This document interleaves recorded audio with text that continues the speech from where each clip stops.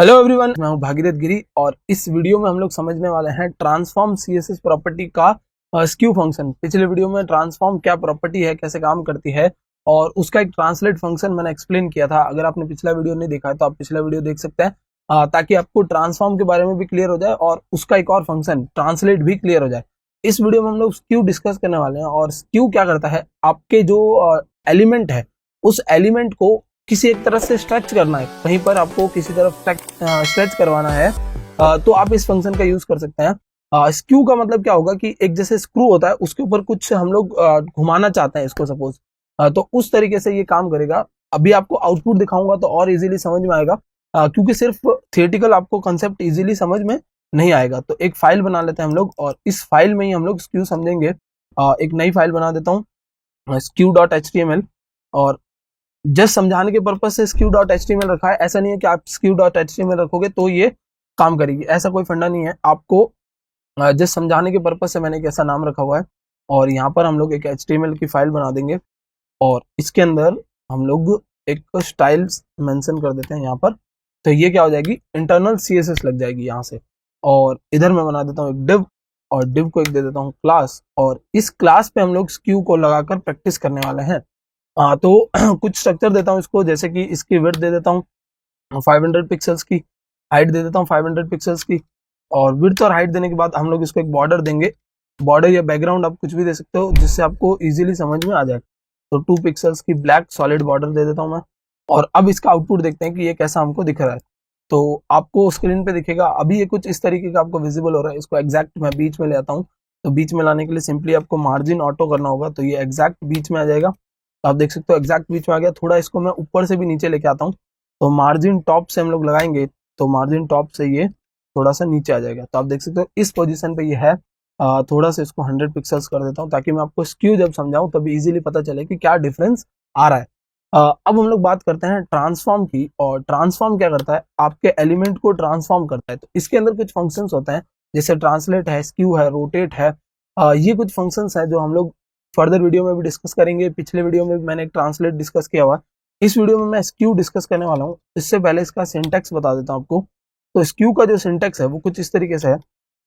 Skew के अंदर आप जहां पर SKEW, और ये एक फंक्शन होता है और ये एक आर्ग्यूमेंट लेता है जिसमें आप 3 चीजें मेंशन कर सकते हो। आप एक तो मेंशन कर सकते हो कितने डिग्री से रोटेट करना है, यानी कितने डिग्री से रोटेट करना है तो DEG लगा सकते हो। रेडियंट से रोटेट करना है तो RAD रेडियंट लगा सकते हो। और आपको अगर इसको टर्न से रोटेट करवाना है तो आप टर्न लगा सकते हो। तो ये कैसे काम करता है मैं आपको बताता हूँ। सबसे पहले स्क्यू जो है उसके अंदर आप सिंगल अगर पास करते हो तो वो एक्स एक्सिस पे काम करता है। स्क्यू के अंदर आप सिंगल अगर आर्ग्यूमेंट पास करोगे तो एक्स एक्सिस पे काम करेगा। 2 आर्ग्यूमेंट्स पास करोगे तो किस पे काम करेगा, एक्स और वाई दोनों पे। और आपको सिर्फ स्क्यू एक्स करके काम करवाना है तो वो सिर्फ किस पे काम करेगा, आपका एक्स एक्सिस के लिए, और स्क्यू वाई सिर्फ वाई एक्सिस के लिए। अब इसको इम्प्लीमेंट करके देखते हैं। तो सबसे पहले मैं लगाता हूँ स्क्यू, और स्क्यू के अंदर हम लोग सपोज इधर पास कर देते हैं 30 डिग्री। 30 DEG means 30 degree. अब आप देखना कि आउटपुट में क्या डिफरेंस देखने मिलता है। आप देख सकते हो थोड़ा सा टिल्ट हो चुका है ये। तो स्क्यू क्या काम कर रहा है, इसको टिल्ट करने का, इसको टिल्ट करने का काम कौन कर रहा है, स्क्यू कर रहा है। और किस जगह पे टिल्ट किया है, इस लाइन पे। ये कौन सी लाइन है, एक्स एक्सिस। अब मैं इसको वाई से भी थोड़ा सा टिल्ट करवाता हूँ, तो 30 डिग्री वाई से भी देता हूँ। तो आप डिफरेंस देखना कुछ इस तरह से, ये वाई एक्सिस से, वाई एक्सिस मतलब ये खड़ी वाली एक्सिस है, इससे भी घूम चुका है। तो अगर मैं इसको थोड़ा सा कम करूं तो आपको डिफरेंस समझ में आएगा, या फिर हम लोग इसकी विड्थ और हाइट को थोड़ा कम कर देते हैं। तो आप देख सकते हो ये कुछ इस तरीके से स्क्यू होके मुझे दिख रहा है। तो आपको वेबसाइट्स पर जब ऐसा कोई स्ट्रक्चर दिखता है या ऐसी कोई डिजाइन दिखती है तो वो सारी स्क्यू के थ्रू बनी होती है। और हम लोग समझते हैं कि स्क्यू के अंदर क्या क्या आप पास कर सकते हो। तो स्क्यू के अंदर मैं रेडियंट पास कर सकता हूँ, तो आप रेडियंट पास कर सकते हो, RAD, और ये हो जाएगा रेडियंट। तो डिग्री या रेडियंट किसी में भी आप पास कर सकते हो। आप देखोगे रेडियंट में पास करने के बाद तो ये बहुत ज्यादा बड़ा हो जाता है और बहुत अलग साइज का आउटपुट आता है कि 30 रेडियंट बहुत बड़ा नंबर होता है। तो आपको स्पेशली ज्यादातर हम लोग डिग्री में यूज करते हैं, क्योंकि डिग्री में हमको बहुत इजीली समझ में आ जाता है कि किस तरीके से ये काम करने वाला है। और आप क्या लगा सकते हो, यहाँ पर आप टर्न्स लगा सकते हो। टर्न्स कैसे काम करेंगे मैं आपको दिखाता हूँ। सपोज आपने लगाया 0.1 टर्न, 0.2 टर्न लगा देता हूँ मैं इधर। तो 0.2 का टर्न, तो ये क्या करेगा, एक टर्न लेगा 0.2 का। सपोज मैं इसको बढ़ाता जाता हूँ, मैं आपको यहाँ से दिखाता हूँ आउटपुट से कि कैसे इसको बढ़ाने पे हमारा डिफरेंस पता चलेगा। तो अभी आप देख रहे हो ये 0.2 का टर्न है और इसको मैं यहीं से वैल्यूज चेंज कर करके दूंगा तो आपको समझ में आएगा कि ये टर्न जो है वो कैसे काम कर रहा है। स्टाइलिंग में मैं इस टर्न की वैल्यू बढ़ाता जाऊंगा यहाँ से। सपोज मैं इसको 3 कर देता हूँ, 4 कर देता हूँ, 5, 6, 7, 0.7, 0.8, 0.0 पे तो ये एग्जैक्ट वैसे रहेगा, 0.9 हो गया। फिर आप 1 करोगे, 2, 3, इस तरीके से जैसे आपको आउटपुट चाहिए उसके अकॉर्डिंग आप इसको टर्न्स घुमा सकते हो। तो ये क्या हो रहा है, कुछ टर्न्स घूम रहा है और स्पेशली 0 से 1 के बीच में, यानी 0.1, 0.2, 0.3 इस तरीके से टर्न्स प्रोवाइड किए जाते हैं। बट जैसे मैंने आपको बताया कि मोस्टली हम लोग डिग्री में ही वैल्यूज देते हैं, क्योंकि डिग्री में वैल्यूज देके हमको ज्यादा अच्छे से समझ में आता है कि एक्स एक्सिस से 30 डिग्री घूमेगा।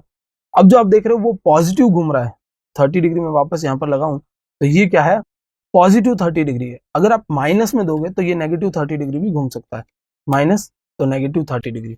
अगर y को भी माइनस देंगे तो ये y में भी नेगेटिव 30 डिग्री घूम सकता है। तो इस तरीके से जैसा आपको स्ट्रक्चर चाहिए उसके अकॉर्डिंग आप दे सकते हो इसको। और सपोज आपको सिर्फ एक ही एक्सेस पे घुमाना है इसको, तो आप ट्रांसफॉर्म लगा सकते हो, स्क्यू लगा सकते हो, और एक्स एक्सिस पे घुमाना है तो सपोज 50 डिग्री, तो ये एक्स एक्सिस पे 50 डिग्री टिल्ट दिखेगा आपको। और घुमाना है इसको तो सपोज मैं 90 डिग्री करूं तो 90 डिग्री में तो ये एग्जैक्ट ऐसे हो जाता है कि हमको विजिबल ही नहीं होता, क्योंकि 90 डिग्री में ये क्या था, ऐसे होके फिर पूरा ऐसे हो जाता है। तो एक लाइन, पतली सी लाइन बन जाती, बहुत थिन सी, उसमें हमको ये विजिबल नहीं हो पाता। फिर इससे आगे आप बढ़ाओगे तो आपको विजिबिलिटी धीरे धीरे क्लियर होती जाएगी। तो इस तरीके से स्क्यू काम करता है। और 0 डिग्री पर क्या होगा, ये एग्जैक्ट 0 रहेगा। वैसे ही आप x दिया, जैसे आप y दे सकते हो, जैसे आपने x प्रोवाइड किया है वैसे आप y प्रोवाइड कर दोगे इधर, तो ये y एक्सिस पे भी काम कर सकता है। तो आप देख रहे हो y एक्सिस पे काम कर रहा है। बट जैसा मैंने आपको कहा कि ट्रांसफॉर्म प्रॉपर्टी जो है वो एक ही बार काम करती है, तो अगर आप अभी x पे कुछ प्रोवाइड भी करोगे तब ये नहीं करेगा। पिछले वीडियो में मैंने ये बताया था कि ट्रांसफॉर्म प्रॉपर्टी एक ही बार काम करती है। अगर आपने ट्रांसफॉर्म लगा दिया है एक बार, जैसे सपोज यहाँ पर ट्रांसफॉर्म लग गया, तो अब ये नीचे जो आएगा वो इसको ओवरराइड कर देगा और पिछला वाला काम नहीं करेगा। मैं आपको दिखाता हूँ कि ये यहाँ से स्टाइल में भी लिखा हुआ आएगा कि पिछला वाला यहाँ वर्क नहीं करेगा। हम देखते हैं इस पे, आप देख रहे हो ये तो मैंने कमेंट कर रखा है, और ये वाला इस तरफ मैं जो लेफ्ट हैंड साइड में दिखा रहा हूँ इसमें ये वाला मैंने कमेंट कर रखा है, और ये जो दूसरा वाला है वो तो बिल्कुल वर्क ही नहीं कर रहा है, उसको कट किया हुआ है। वर्क कौन कर रहा है, सिर्फ वाई एक्सिस वाला। तो जैसे जैसे नीचे की तरफ आता है, टॉप डाउन अप्रोच होता है, तो जो ये वाला है उसको मोस्ट प्रायोरिटी दी जाती है और उससे ऊपर वाले को कोई प्रायोरिटी नहीं मिलती है। तो ट्रांसफॉर्म प्रॉपर्टी आप सिर्फ एक बार यूज कर सकते हो। सो आई होप गाइस आपको ये कंसेप्ट समझ में आ गया होगा, किस तरह स्क्यू फंक्शन यूज करना है और किस तरह स्क्यू फंक्शन का आउटपुट आता है। That's it for this video, thank you so much for watching.